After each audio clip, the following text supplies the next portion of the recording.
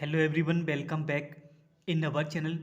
दोस्तों, आप सभी का स्वागत है। मैं हूं कपिल। तो प्यारे बच्चों, आज की इस वीडियो में क्लास 10th मैथ का chapter number 3 pair of linear equation in two variables की जो आपकी एक्सरसाइज है 3.1 के क्वेश्चन नंबर 1 के दोनों पार्ट को देखेंगे। साथ साथ सबसे पहले देखेंगे बेसिक। तो बेसिक के बाद आपके पास जो मैंने बोला इस एक्सरसाइज का क्वेश्चन नंबर 1 का फर्स्ट एंड सेकंड पार्ट जो ग्राफिकली ड्रॉ करके मैं आपको दिखाऊंगा। अगर एग्जाम में भाई ग्राफिकली आपसे पूछा जाएगा, जो आपकी दो लीनियर इक्वेशन दे रखी होंगी टू वेरिएबल्स में, कि वो कंसिस्टेंट है, कंसिस्टेंट एंड डिपेंडेंट है कि नहीं, या फिर इनकंसिस्टेंट है, तो ग्राफिकली किस तरीके से हम इनको बताएंगे, तो आज की इस वीडियो में हम देखेंगे। और मेरी कोशिश यही रहेगी प्यारे बच्चों, जो आपका ग्राफ को लेके जो भी आपके डाउट हैं वो आपके क्लियर हो जाए। ओके, तो देखिए कोशिश हमारी ये रहती है ना, एक वीडियो होती है, ज़्यादा डिस्कशन करने का आपको भी टाइम नहीं मिलता, तो प्लीज़ आप ना समझने की प्यारे बच्चों कोशिश करिए। ओके, अपनी तरफ से ज़रा एफर्ट लगाने की कोशिश कीजिएगा। ओके, तो वैसे बेसिकली क्या होता है, वैसे तो मैं अपनी तरफ से सारी कोशिश कर ही रहा हूँ आपको समझाने की अपनी तरफ से ना, फिर भी क्या रहता है, वीडियो रिकॉर्डेड होती है, तो इसमें क्या होता है, जो डाउट्स हैं ना वो ज़्यादा हम डिस्कस नहीं कर पाते ना आप लोगों से। बट उम्मीद है आपको जो हमारे सॉल्यूशन है वो आपको अच्छी तरीके से यहाँ पे समझ आ रहे होंगे। तो देखिए, सबसे पहले देखते हैं बेसिक। ओके, तो बेसिक में आपका क्या है प्यारे बच्चों, तो देखो बेसिक बताऊंगा, पेशेंस आपको रखना है, साथ साथ पेशेंस बहुत ज़रूरी है। एकदम चीज़ें हमारे समझ नहीं आती हैं, थोड़ा सा हमें ना अपनी तरफ से एफर्ट लगाना भी पड़ता है ना प्यारे बच्चों। तो देखो बेसिक को समझते हैं, देन उसके बाद एक्सरसाइज की तरफ चलेंगे। बिलीव करिए काफ़ी अच्छी तरीके से मैं आपको सिंपल वे में आपको समझाने की यहाँ पे कोशिश करूँगा। तो उम्मीद है आप भी मेरे साथ यहाँ पे समझने की कोशिश करेंगे। ओके, तो देखो बेसिक की बात करते हैं। बेसिक में क्या है, हम किन इक्वेशंस को हम बोलते हैं pair of linear equation in two variable. ऐसी दो linear equation in the same two variable में होनी चाहिए। दो लीनियर इक्वेशन हो मतलब पावर सिंगल होना चाहिए। लीनियर इक्वेशन किनको बोलते हैं, सिंगल पावर वाली इक्वेशन होती हैं। अब टू लीनियर इक्वेशन है वो भी दो वेरिएबल के साथ होनी चाहिए। जैसे एग्जांपल के लिए 3x प्लस 4y, दो वेरिएबल आ रहा है इसमें, एक x भी आ रहा है आपका, y भी आ रहा है, प्लस 5 इक्वल्स टू 0। और सेकंड इक्वेशन लिख रखी है मैंने 5x plus 7y minus 3 equals to 0। इन नंबर के प्लेस पे आपके कोई और भी आपके रियल नंबर हो सकते हैं, डजेंट मैटर। तो ये आपकी यहाँ से डेफिनेशन हो गई। ऐसी दो linear equation in the same two variables are called a pair of linear equation.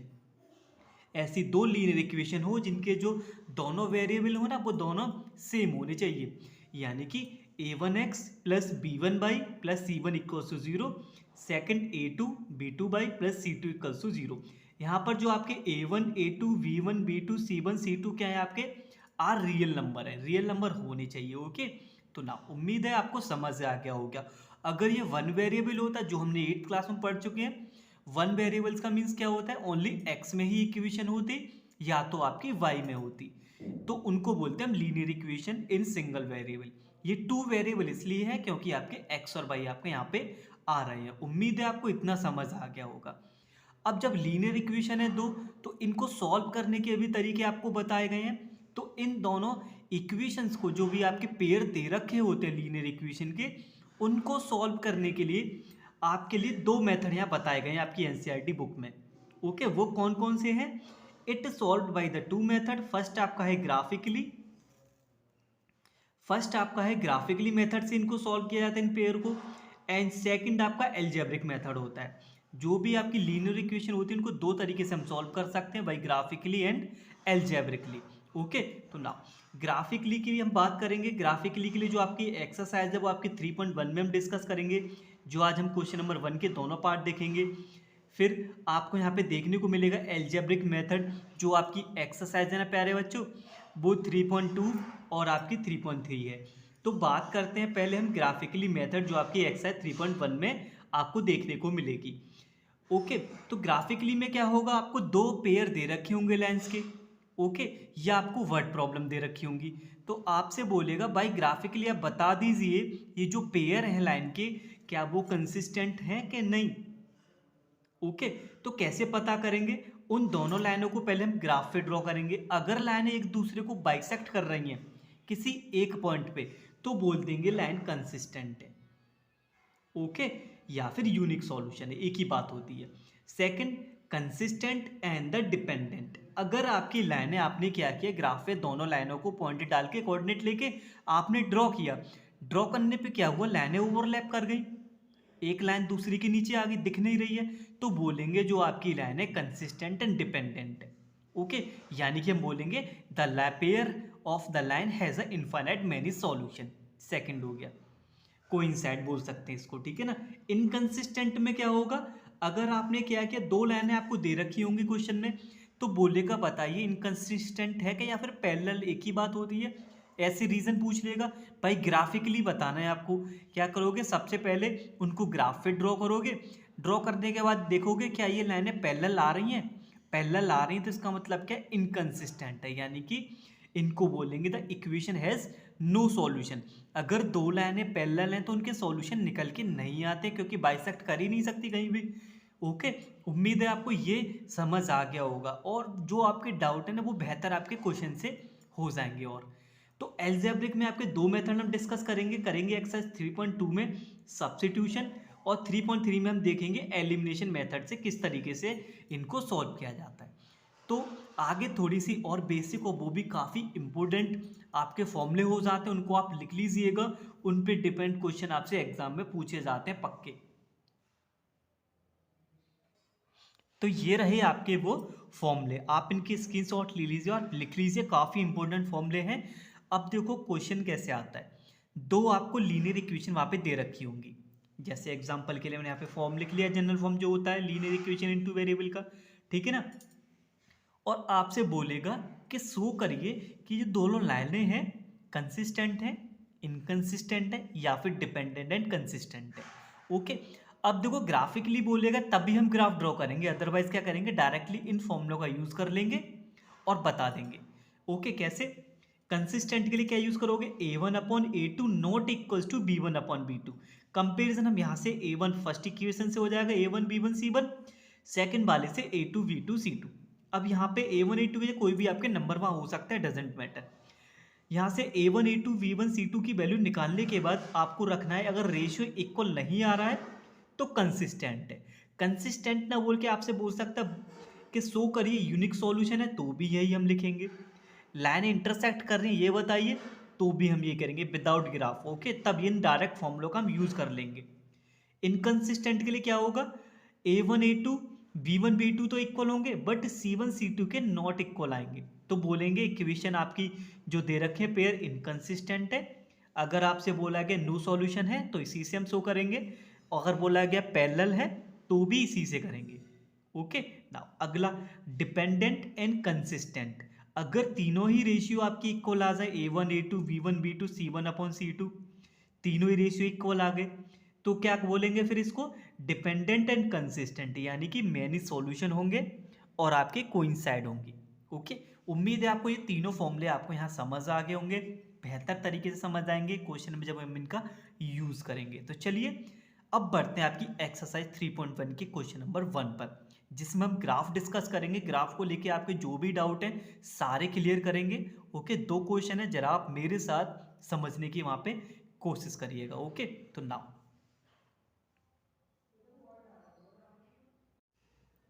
तो ये रही आपकी एक्सरसाइज 3.1 का क्वेश्चन नंबर 1। ओके, तो क्वेश्चन में बोला गया from the pair of linear equation in the following problems and find their solution graphically.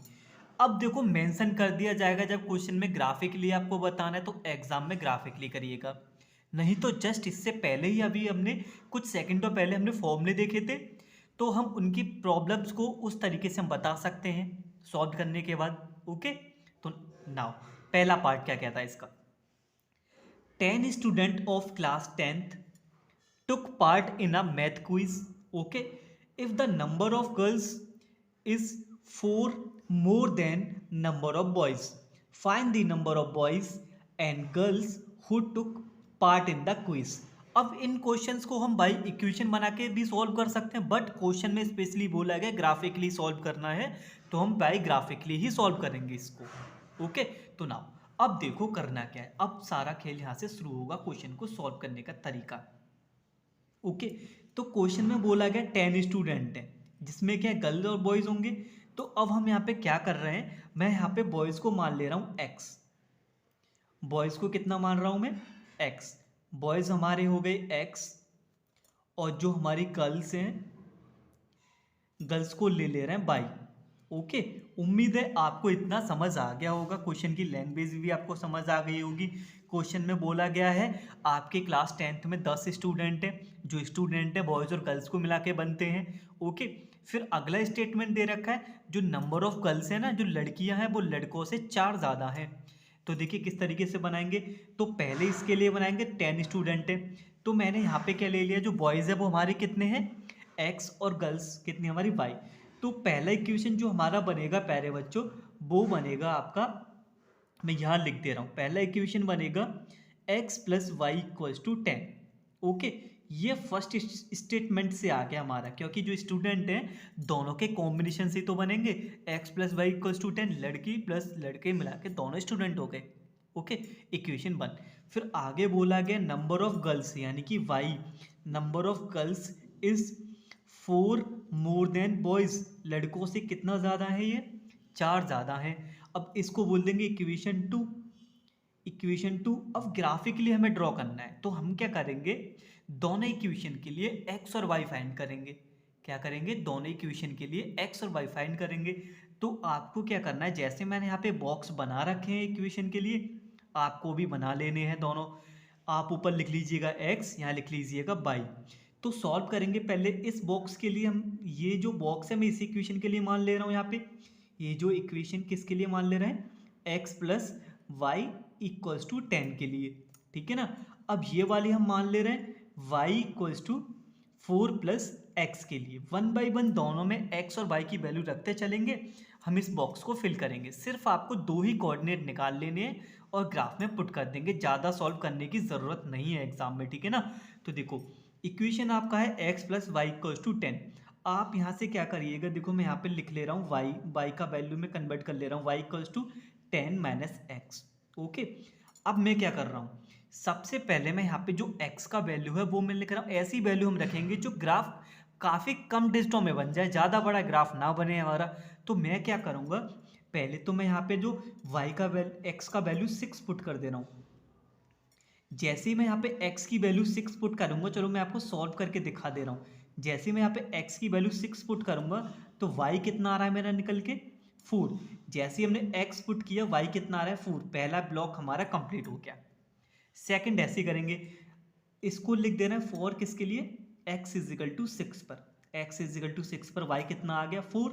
अब यहाँ लिख दीजिए x इज इक्वल टू, क्या लिखा, कुछ भी आप लिख सकते हो, चलो मैं यहाँ पे लिख दे रहा हूँ 4, वापस उसी पे चल देते हैं। x इज इक्वल टू 4 पे कितना आ रहा है, तो y हमारा आएगा 10 माइनस एक्स का वैल्यू 4 ले रहे हैं, तो ये हो गया हमारा 6।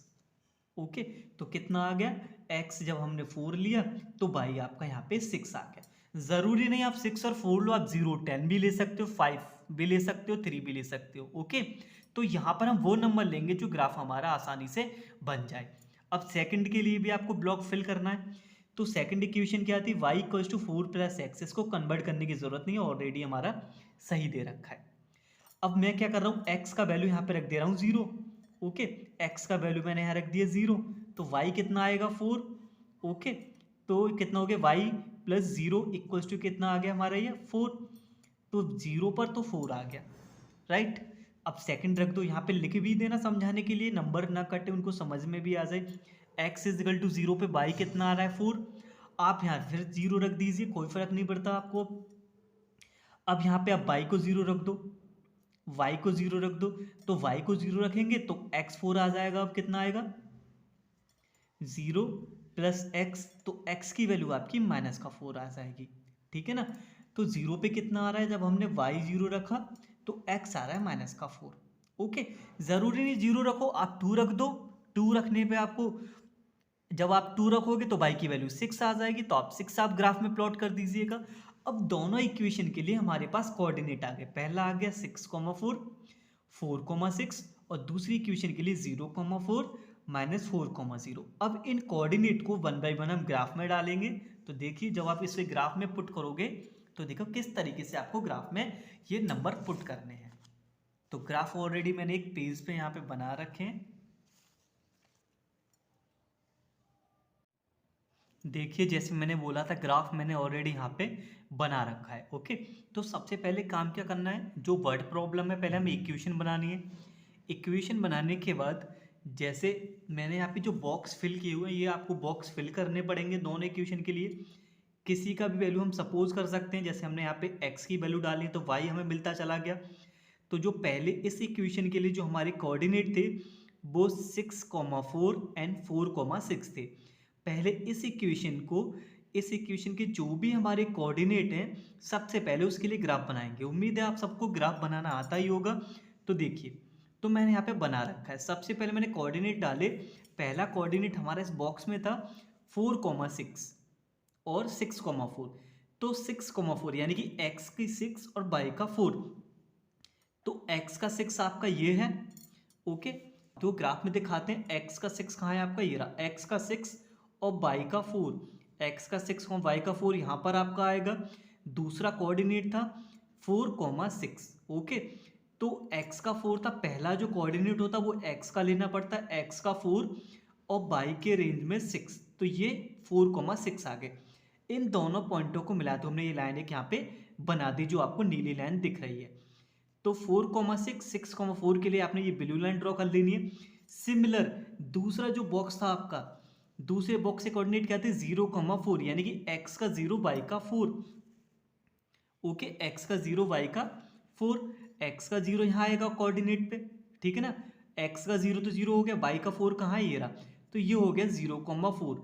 सेकंड था आपका उसमें -4,0 यानी कि x का -4 इधर आएगा क्योंकि इस साइड आपका पॉजिटिव रहता है और इस लाइन के लेफ्ट हैंड आपका नेगेटिव रहता है। माइनस का 4 x का ये रहा और y का 0 यहाँ पे रहेंगे।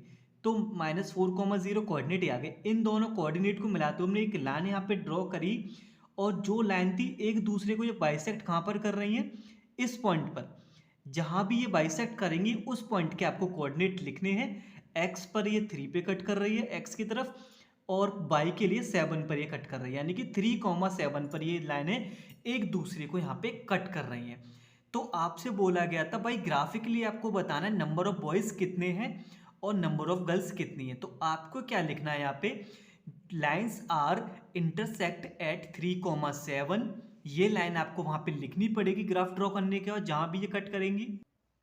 तो देखिए वो लाइन मैंने यहाँ लिख दी है। आपको क्या लिखना है, pair of line intersect at 3,7। हमने क्या किया था, अभी हमने हमें ग्राफ में दिखाया था, हमने दोनों लाइनें ड्रॉ करी और दोनों लाइनें जो कट कर रही थी कहाँ कर रही थी, 3,7 पर। ओके, x का 3 y के 7 पर। ओके, उम्मीद है सब कुछ समझ आ गया होगा।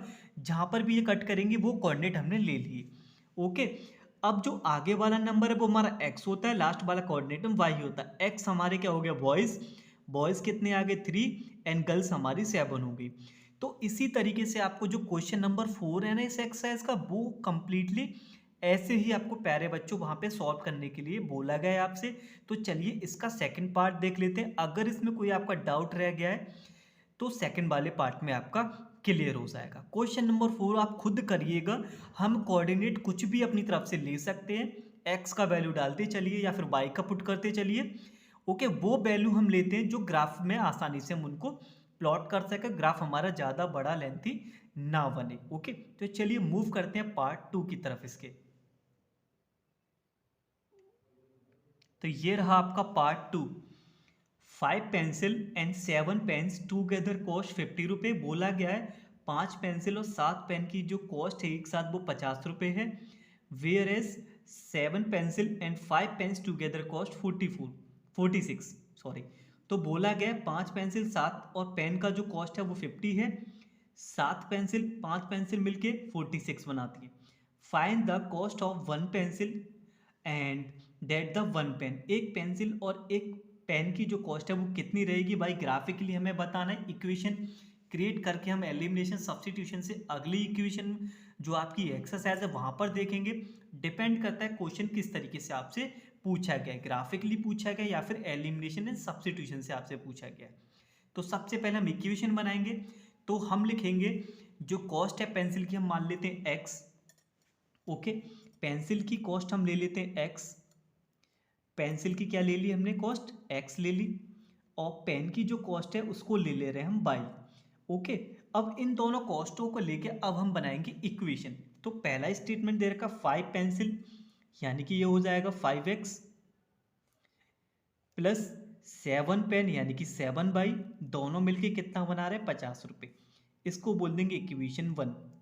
एंड सेकंड इक्वेशन बोला गया 7 पेंसिल है, पेंसिल हमने कितनी ली है x, तो 7x प्लस पेन कितने हैं 5, 5/, इक्वल्स टू आपके बना रहे हैं 46।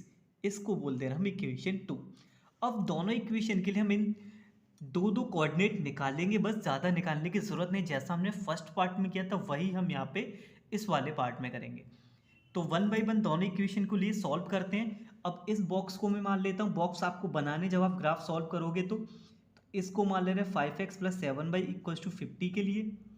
ओके, एंड ये हो गया 7x प्लस 5/, प्लस 46 के लिए। ओके, अब यहाँ से देखो चैलेंजिंग हमारे लिए रहेगा हम ऐसे कैसे कोऑर्डिनेट लें जिनको आसानी से सॉल्व किया जा सके और x और y की वैल्यू आसानी से यहाँ से निकाली जा सके। तो देखिए मैं तो यही बोलूँगा, सबसे पहले आप जीरो रख के देखिए करो, क्योंकि जिससे कि जो होती है वैल्यू आसानी से मिल जाती हैं। अब देखो जैसे ही मैं क्या करूँगा यहाँ पे y की वैल्यू अगर मैं यहाँ पे जीरो पुट करूँगा, y की वैल्यू अगर मैं जीरो पुट करूँगा इस इक्वेशन में, तो मुझे मिलेगा 5x। ओके, ये तो जीरो हो गया, 7 into by zero equals to 50। जो x का वैल्यू है प्यारे बच्चों आसानी से मुझे 10 मिल गया। y इक्वल्स टू जीरो रखने पर मुझे x का वैल्यू कितना मिला 10। तो पहला कोऑर्डिनेट आ गया मेरा इस इक्वेशन के लिए 10,0। ओके, अब कोई और ढूंढ लीजिए जिससे आसानी से, अब देखो y को मैं तो जीरो रख के तो x निकला है, लेकिन अब हम x को जीरो रखेंगे तो 7 से 50 कट नहीं हो सकता क्योंकि ये तो पूरा जीरो हो जाएगा। तो एक ऐसी वैल्यू रखेंगे जिससे आसानी से ये वैल्यू आसानी से यहाँ पे कट हो सके। अब मैं यहाँ पे क्या कर रहा हूँ देखो, अब मैं यहाँ पे y का वैल्यू 5 रखूंगा, आप अपनी तरफ से भी रख सकते हो।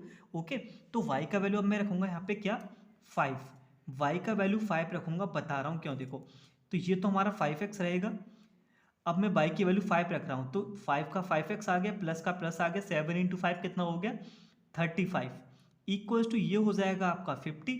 सो now we will get 5x is equal to 50 minus 35, कितना बनेगा 15, कितना बनेगा ये हमारा 15 बनेगा। तो ये हो जाएगा हमारा 5x इक्वल्स टू 15। तो यहाँ से जो x का वैल्यू है ना वो हमें आसानी से मिल गया, x इज इक्वल टू 3। तो क्या किया था y के वैल्यू मैंने यहाँ पे पुट किया था 5 और x आ गया मेरा 3। सिमिलर ऐसे ही ये इक्वेशन सेकंड वाले ब्लॉक के लिए भी हमें सॉल्व करनी है। दोनों इक्वेशन के लिए दो दो कोऑर्डिनेट निकालने हैं बस, फिर जो भी कोऑर्डिनेट आएंगे उन्हें हम इक्वेशन में पुट कर देंगे, आपको आसानी से आपके आंसर मिल जाएंगे। अब इस इक्वेशन में मैं क्या कर रहा हूँ देखो, अब ऐसी वैल्यू रखेंगे जो ग्राफ हमारा 10 से ज़्यादा आगे जाए ना, जो कि स्केल में आसानी से नंबर को डाला जा सके ग्राफ बनाने के लिए। अब मैं क्या कर रहा हूँ यहाँ पे y का वैल्यू ना मैं -2 रख रहा हूँ। देखो क्यों रख रहे हैं, 7x प्लस y का वैल्यू मैं यहाँ पे पुट कर रहा हूँ -2 इक्वल्स टू 46। अब आपको समझ आ गया होगा ये माइनस का 10 हो जाएगा, 7x माइनस का 10 इक्वल्स टू कितना हो गया 46। 10 को जब मैं उधर लेके जाऊँगा 40, तब ना आपको ना 56 आपको यहाँ पे मिलेगा। So now you will get 7x is equal to 56। तो आपको यहाँ से x का वैल्यू प्यारे बच्चों आपको मिलेगा 8। अब क्या हुआ, जैसे हमने y का वैल्यू यहाँ पे -2 पुट किया तो हमें जो x का वैल्यू है वो कितना मिला 8। अब सिमिलर एक और सॉल्यूशन ऐसे ही हम ढूंढेंगे। अब हम क्या करेंगे यहाँ पे जो y का वैल्यू जब हम 5 रखेंगे ना प्यारे बच्चों इस इक्वेशन में, तो देखो रखो इसके लिए भी हम सॉल्व करेंगे। So now we will get 7x plus 5 into 5 आपका हो जाएगा 25 इक्वल्स टू आपका चल रहा है प्यारे बच्चों 46। ओके, सुनाओ अब यहाँ से जो हमें देखने को मिलेगा 7x इज इक्वल टू 46, जब 25 को मैं लेके जाऊंगा राइट हैंड पे, सुनाओ आई विल गेट 21।